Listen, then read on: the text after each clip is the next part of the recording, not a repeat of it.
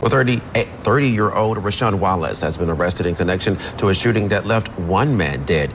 Now, the shooting happened around 11 this morning in the 5300 block of Brook Hollow Drive. Now, 33-year-old Damian Reed was pronounced dead on the scene. Wallace is being charged with murder. Now, this is still an open investigation. Sometimes the smallest things can lead to the biggest disasters. That's exactly what happened in Mississippi when a simple social media notification turned deadly. "I shot my husband. Please come quickly. I'm doing CPR but he won't wake up." The woman on the phone sounded scared and desperate. Her name was Rashawn Wallace, and she was 30 years old. She worked as a nurse, someone who was supposed to save lives. But on February 23, 2025, she had just taken one instead. The victim was her own husband, Damon Reed. He was 33 years old and now he was lying dead in their bedroom. The same hands that Rashawn used to help patients at the hospital were now trying to bring back the man she had just shot. Police arrived at their home on Brook Hollow Drive around 11 in the morning. When they got there, they found Damon Reed dead. There was nothing anyone could do for him now. Rashawn Wallace was arrested right away. She was charged with murder. The judge set her bond at $50,000. Just hours before, she had been a working nurse with a normal life. Now she was facing prison time for killing her husband. This wasn't a random crime or a robbery gone wrong. This was a married couple who lived together, shared a home, and probably had plans for the future. What could make someone kill their own spouse? The answer might surprise you. According to what happened that day, it all started with something we all deal with every day: social media. More specifically, it was about a Facebook friend request. Yes, you read that right. A simple notification on a phone screen led to a man losing his life. We live in a time where our online lives and real lives are mixed together. What happens on our phones can affect our relationships at home. This case shows just how dangerous that can be when things go wrong. Damon Reed was 33 years old when he died. He was born and raised in Mississippi. He lived with his wife Rashawn in their house on Brook Hollow Drive. We don't know much about what Damon did for work or what his hobbies were. But people who knew him said he had strong feelings about his marriage. He cared a lot about what his wife was doing, especially when it came to talking to other people online. Some might call him protective.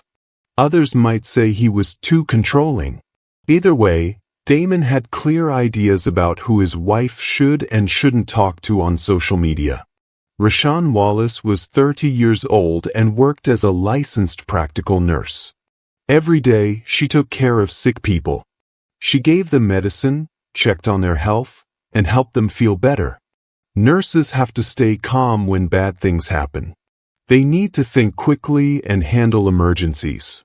They're trained to help people, not hurt them. That's what makes this case so hard to understand. How does someone who saves lives for a living end up taking a life at home? How does a person whose job is to care for others end up hurting the person closest to them? From the outside, Damon and Rashawn looked like a normal married couple. They lived in a regular house in a quiet neighborhood. Their neighbors didn't think anything was seriously wrong. But like many couples today, they both used social media. They had Facebook accounts and probably other apps too. This is completely normal for people their age. Most of us connect with friends, family, and even new people online. For Rashawn, having lots of online friends seemed natural. Maybe she connected with coworkers, old friends from school, or people with similar interests. For many people, this is just part of modern life. But for Damon, his wife's online activities were a problem. He worried about who she was talking to. He wanted to know about her online friendships. This created tension in their marriage. Looking back, there were signs that trouble was building. Neighbors sometimes heard them arguing. The fights were usually about Rashawn's online activities and the people she talked to. One neighbor later told police, "They seemed okay most of the time, but you could hear them fighting about who she was talking to online. He seemed really worried about it, maybe too worried." This kind of problem isn't unusual anymore. Many couples struggle with social media boundaries. Some people are comfortable with their partners having lots of online friends. Others worry about it. Usually, couples work these things out by talking or maybe getting counseling. But for Damon and Rashawn, these arguments kept getting worse. The problem never got solved.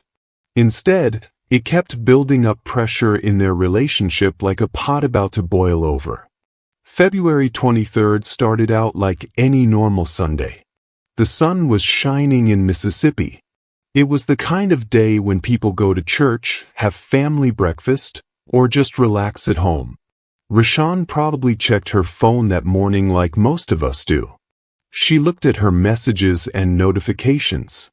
Among all the usual stuff was a friend request on Facebook. We don't know who sent the friend request. The police haven't said. But whatever it was, it set Damon off. Maybe it was from someone he had told her not to talk to before. Maybe it was someone he thought was trying to get too close to his wife. Whatever the reason, this friend request became the spark that started their final fight. In just a few hours, their normal Sunday morning would turn into a tragedy that destroyed both of their lives forever. The sad truth is that domestic arguments can turn deadly very quickly, especially when there's a gun in the house. What starts as a disagreement can become something much worse in just seconds. Neither Damon nor Rashawn probably thought that morning would be their last together. But by the time the sun set that day, one of them would be dead and the other would be in jail. February 23, 2025 began just like any other Sunday morning for Damon and Rashawn. They woke up in their house on Brook Hollow Drive, probably planning to have a relaxing day off. Around 8:30 in the morning, Rashawn was doing what most of us do first thing, checking her phone. She was looking through her notifications when she saw something new. Someone had sent her a friend request on Facebook. Without thinking much about it, she accepted the request. For Rashawn, this was normal. As a nurse, she often connected with people from work, old classmates, or other healthcare workers. It seemed harmless enough. About half an hour later, around 9 o'clock, Damon came into the room. He had been in the kitchen making his morning coffee when he heard Rashawn's phone make a notification sound. Maybe he saw her smile at her phone, or maybe she quickly typed a message back to someone. Whatever it was, it caught Damon's attention right away. "Who's that?" he asked her. But the way he said it wasn't casual. Rashawn could tell he was already getting suspicious. She knew that tone of voice from their previous fights. "Just someone from work," she told him. She probably thought that would be the end of it. But Damon wasn't satisfied with her answer. He wanted to see her phone. This immediately made the whole mood in the room change. Rashawn didn't want to hand it over right away, and her hesitation only made Damon more suspicious.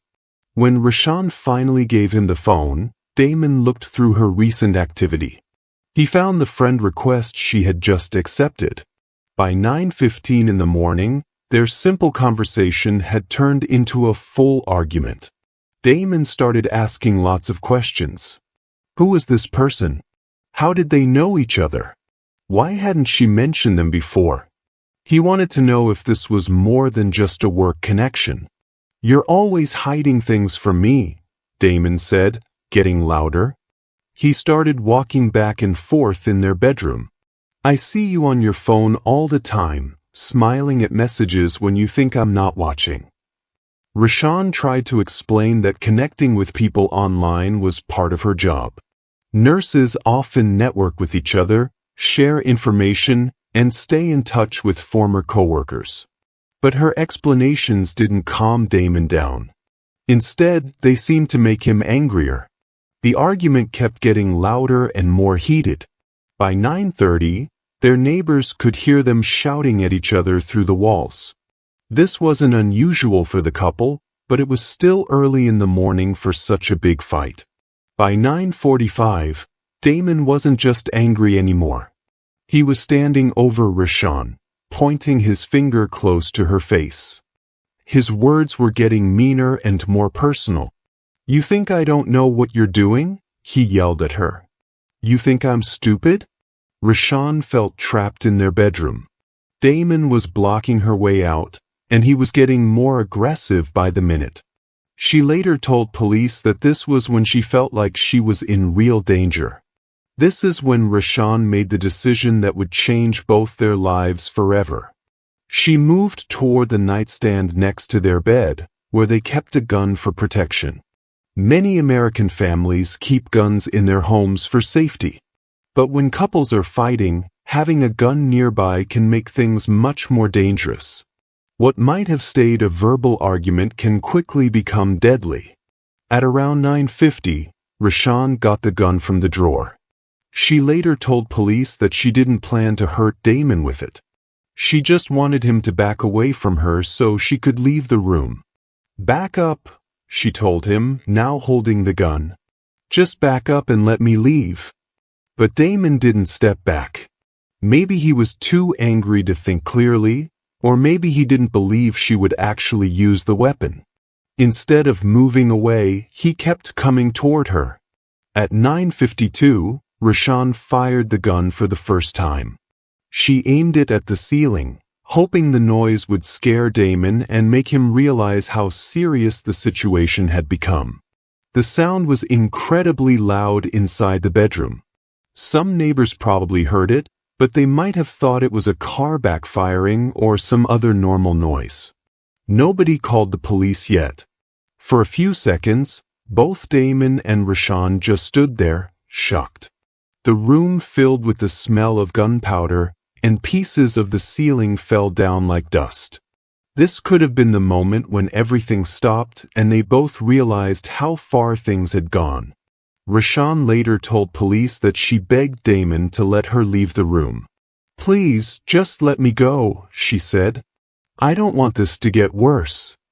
But according to her story, Damon didn't back down. Instead, he moved toward her again. Maybe he thought she was bluffing, or maybe he wanted to take the gun away from her. "You think that scares me?" he reportedly said. "Give me that before you hurt yourself." As Damon reached for the gun, Rashawn fired it again. This time, she didn't aim at the ceiling. The bullet hit Damon in the chest, and he immediately fell to the floor. Everything changed in that instant. Damon went from being her husband to being her victim. Rashawn went from being a wife in an argument to being someone who had just shot her spouse. She dropped the gun and ran to Damon's side. Her training as a nurse kicked in, and she started trying to help him. There was blood on his shirt, and he was having trouble breathing. At 9:56, Rashawn called 911. Her voice was panicked as she reported what had happened and started doing CPR on Damon. The dispatcher told her to keep trying to save him until help arrived. For about 10 minutes, Rashawn pressed on Damon's chest, trying to keep him alive. His blood got all over her hands, but she didn't stop trying to save him. The paramedics got there at 10:07, but it was too late. Damon was already gone. The man she had been married to, the man she had been fighting with just minutes before, was dead. In less than 2 hours, Damon Reed was declared dead right there in his own bedroom. A Facebook friend request that had popped up on his wife's phone less than 2 hours earlier had led to this tragic ending. Now Rashawn was being arrested and taken away in handcuffs while her neighbors watched from their front yards in complete shock. Between the first shot that Rashawn fired into the ceiling and the second shot that killed her husband, only about 2 minutes passed. But those 2 minutes were the most important of both their lives. Experts who study violence say there's usually a moment in every fight where things can still be stopped. After that point, it becomes almost impossible to turn back. For Rashawn and Damon, that moment came and went very quickly. When Rashawn fired that warning shot into the ceiling, she was trying one last time to get Damon to back away from her. She was a healthcare worker, trained to handle emergencies and protect people. But being in her own bedroom, fighting with her own husband, was completely different from anything she'd learned at work. Once she fired that first shot, something changed in her mind. Pulling the trigger once made it easier to do it again. This is something that happens to a lot of people in these situations.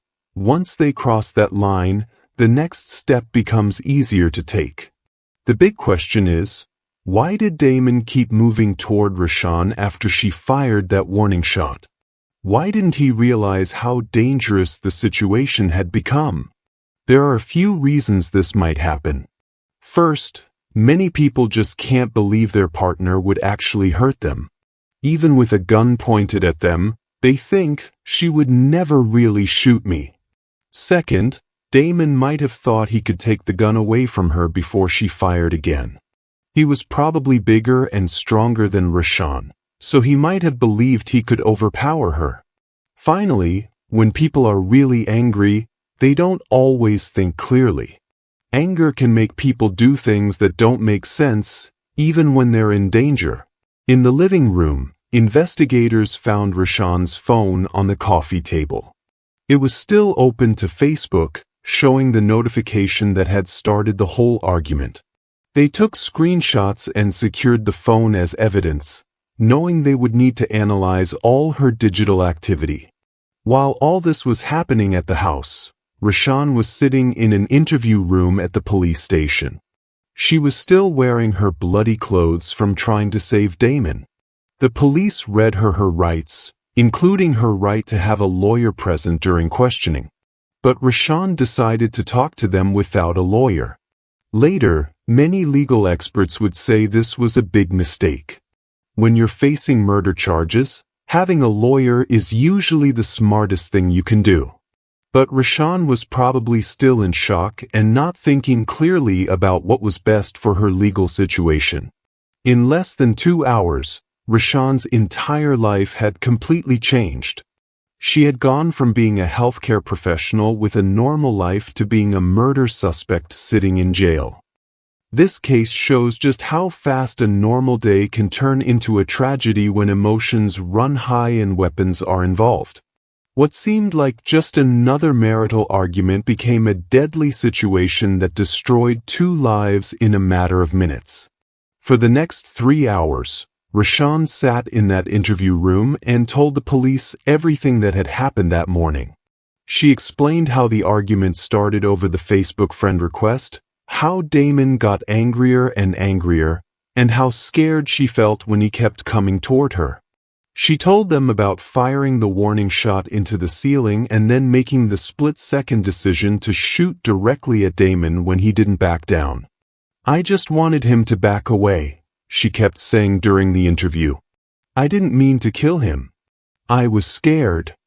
Even though Rashawn cooperated with the police and had never been in trouble before, they still charged her with second-degree murder. The prosecutors said the crime was too serious to go easy on her. The next morning, Rashawn appeared in court for her first hearing. She was wearing jail clothes instead of her nurse uniform, and you could see she was still shaken up by everything that had happened. She pleaded not guilty to the murder charge. The judge set her bail at $50,000. This was a lot of money, but it could have been higher. The judge considered that Rashawn had lived in the community for years and wasn't likely to run away.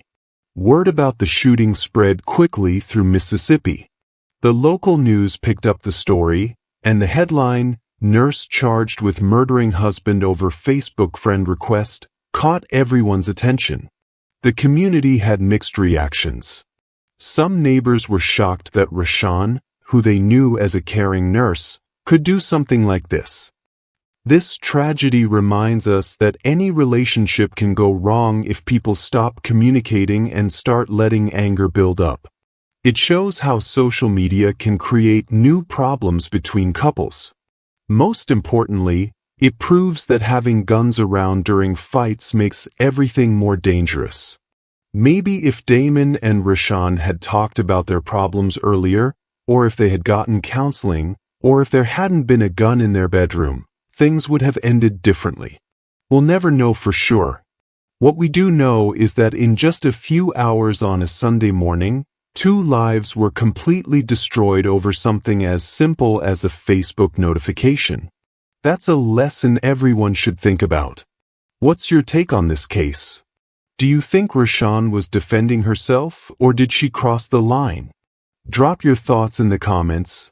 I read every single one.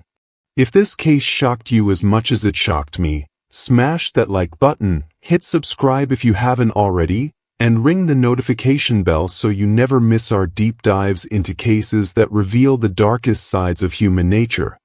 Thanks for watching, and I'll see you in the next one.